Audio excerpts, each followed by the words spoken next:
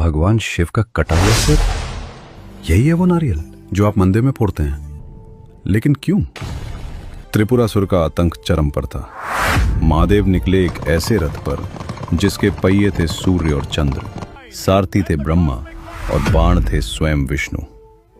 पर एक चूक हो गई, वो प्रथम पूज्य गणेश जी को प्रणाम करना भूल गए। नतीजा, रथ आगे बढ़ा और धूरी टूट गई। विघ्नहर्ता प्रकट हुए और बोले, पिताश्री, प्रायश्चित में मुझे आपका मस्तक चाहिए। पर महादेव ने एक पल नहीं सोचा और अपना त्रिशूल उठा लिया। महादेव ने मस्तक की जगह एक दिव्य फल प्रकट किया, बाहर से कठोर, अंदर से कोमल, और ऊपर उनके त्रिनेत्र जैसी 3 आंखें और उन्हीं की जैसी जटाएं। यही बना दुनिया का पहला श्रीफल।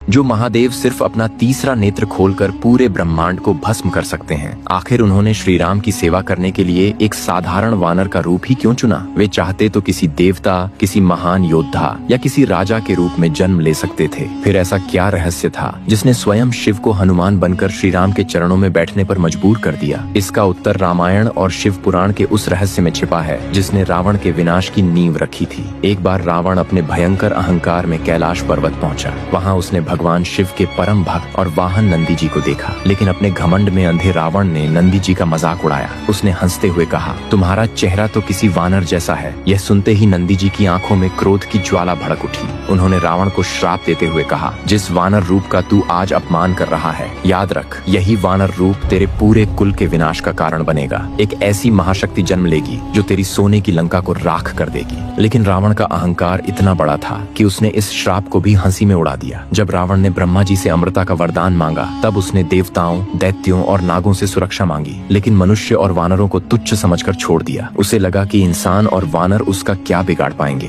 यही रावण की सबसे बड़ी भूल थी। दूसरी ओर पृथ्वी पर एक और दिव्य घटना घट रही थी। माता अंजनी, जो अपने पूर्व जन्म में स्वर्ग की अप्सरा पुंजिक स्थला थी, एक श्राप के कारण वानरी रूप में जन्मी थी। उस श्राप से मुक्ति पाने के लिए वे अंजनाद्री पर्वत पर वर्षों तक कठोर तपस्या कर रही थी। उनकी एक ही इच्छा थी, स्वयं महादेव उनके पुत्र के रूप में जन्म ले। उधर जब भगवान विष्णु ने रावण के अंत के लिए श्री राम के रूप में पृथ्वी पर अवतार लेने का निर्णय लिया, तब महादेव का हृदय अपने आराध्य प्रभु की सेवा करने के लिए व्याकुल हो उठा। शिव पुराण के अनुसार महादेव स्वयं श्री राम की भक्ति और सेवा का सुख प्राप्त करना चाहते थे, लेकिन प्रश्न था, वे कौन सा रूप धारण करें? तभी नियति ने तीनों घटनाओं को एक सूत्र में बांध दिया। नंदी जी का श्राप, रावण का अहंकार और माता अंजनी की तपस्या। इन्हीं तीनों को पूर्ण करने के लिए भगवान शिव ने अपने 11वें रुद्र अंश को वानर रूप में प्रकट किया। वही दिव्य रूप आगे चलकर हनुमान कहलाया। महादेव ने राजा का रूप इसलिए नहीं